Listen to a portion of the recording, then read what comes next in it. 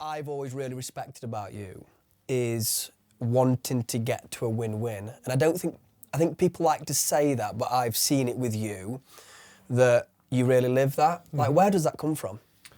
I think it came from experience through the acquisition process, but to try and apply it across different parts of the business as well. But putting yourself in the other person's shoes in any negotiations and understanding what their value drivers are, what they're looking to get out of a deal, helps you then structure the deal to be more successful. Yeah. And it's not just win-win between a buyer and a seller, it's win-win between the clients, the team. Yeah. So there's no reason that any transaction shouldn't be beneficial for everybody. Yeah. Yeah, I love that because you truly stand behind it.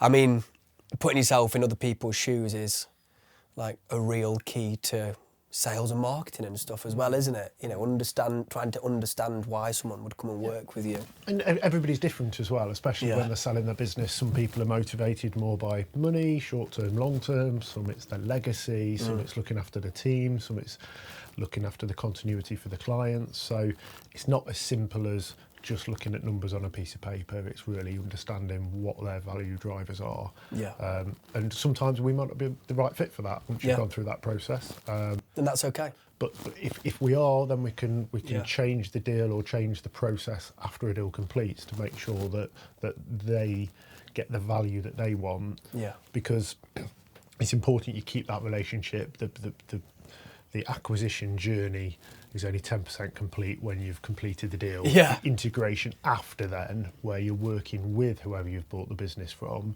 is where the value of the deal really comes into play, making sure you're retaining the team to retain the clients. So having that relationship which starts from the first negotiations and having sensible negotiations rather than try to kind of hardball anything or change the deal. I'm really proud that we've never chipped a deal. Yeah. I've been, privileged to be in some of those discussions, and I've always been amazed, I guess, how I think generous you've been at times. Yeah, and look, it works both ways. You build that rapport with a seller, and there's sometimes challenges, but there's always a solution to overcome, and something that's fair.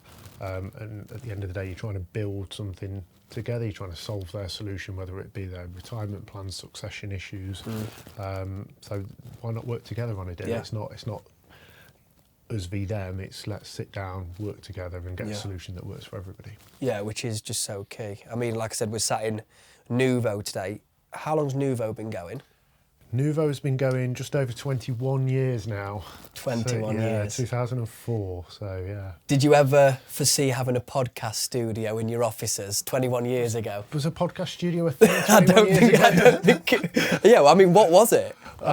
TV interview, maybe? Yeah, I'm not so sure. It's, it seems a long time ago now, but equally it's gone fast. 2003? 2004, it was March 2004 that we were at Smith Cooper.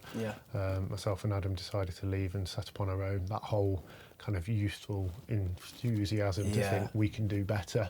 So it's a slow start with some contracting to start with as we built the business up. But literally two of us working from our spare rooms, and then built it from there. Yeah, and today we're like 200 staff or over 200 staff. Yeah, over 200 staff. 13 offices. Yep. National firm. Yep.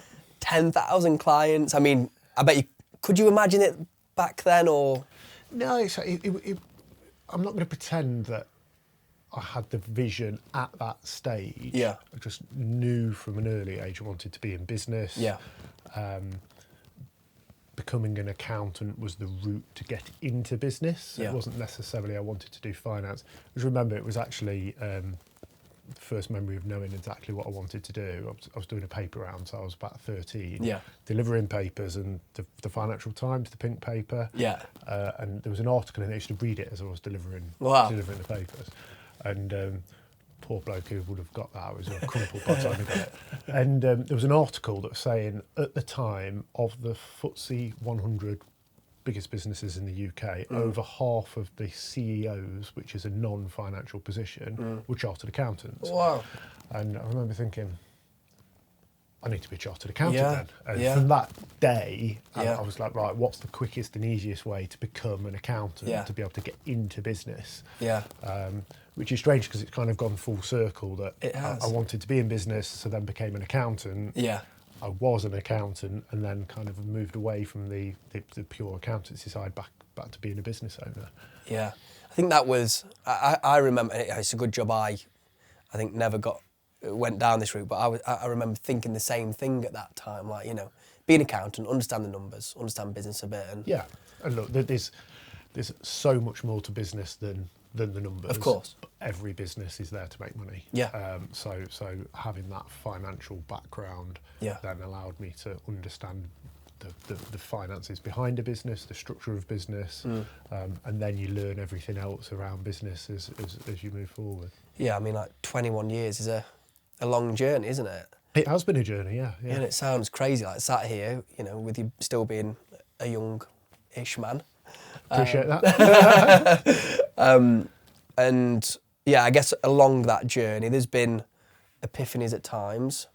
I know a big one for you was it Christmas 2020, 2021? Yeah, no, it was Christmas 2020, so we'd just gone through COVID. Yeah. We just acquired a practice in Mansfield, which has taken us to 4 offices, circa 45 staff. So we'd built a really good business over quite a long period of time. We'd probably done circa 10 acquisitions. Yeah. But How did you, sorry to just interject, but how did you, so you'd done your first acquisition, maybe we talk about that, but how did you know that was something you were just going to continue to do? So we didn't do an acquisition on purpose to start Yeah. with. It wasn't part of the plan. The plan was to build the business organically, Yeah. which was difficult. Those early days, we were successful in winning work, and we built good systems and processes to look after the clients. But you tend to win work based on price because we were small. Yeah. You've then got professional clearance and onboarding. So it's hard work with a client in the first year. Yeah. And then by accident, we came across an acquisition in 2009, so 5 years after we'd started. And that was a game changer because it doubled us overnight. We've got a great member of staff that's still with us today. We've got some really good, loyal clients that wouldn't otherwise have been looking to change. Yeah.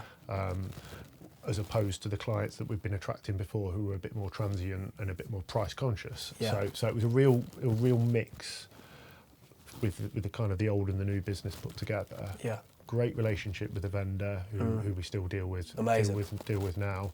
So that process we went through, which was a win-win. Yeah. The member of staff is still with us. A lot of those clients are still with us. It was a great purchase for us, and it was a great sell for the vendor. So that's kind of where the win-win started from. What did you feel like when you'd done that first acquisition? Like, I'm just talking about what did Steve feel like, you know, have doubled overnight. What was the feeling at the time? Look, we were excited because we'd been working really hard to build the business, and then all of a sudden we've done this transaction within 4 or 5 months that doubled us in size. So we were excited. We went from 1 office to 2 offices, 1 member of staff to 2 members. So it was a big step for us. Amazing. But also it was a bit of a leap into the unknown. I mean, kind of the whole jump off the cliff and build the parachute on the way down. Yeah. We didn't quite know what we were doing in terms of integration, and the focus was getting the deal done. But then how to integrate a business was all new to us at the time. Yeah. But it worked out really well, mainly because of the relationship between us and the vendor. We worked together to make sure everything was integrated. And then that formed the foundation of us then starting to proactively look to acquire further practices. If it works, copy and paste, do it again. So we did another in 2011, another in 2013, and started... Were they just showing up, or...? Yeah, no, so we started then contacting the agents and really getting it kind of through networks that we were looking to acquire. Yeah. And there was starting to become more retirement sales for chartered accountants as the profile in the industry was changing. Succession issues with small practices not having the people in the team to be able to or want to take it on. Yeah.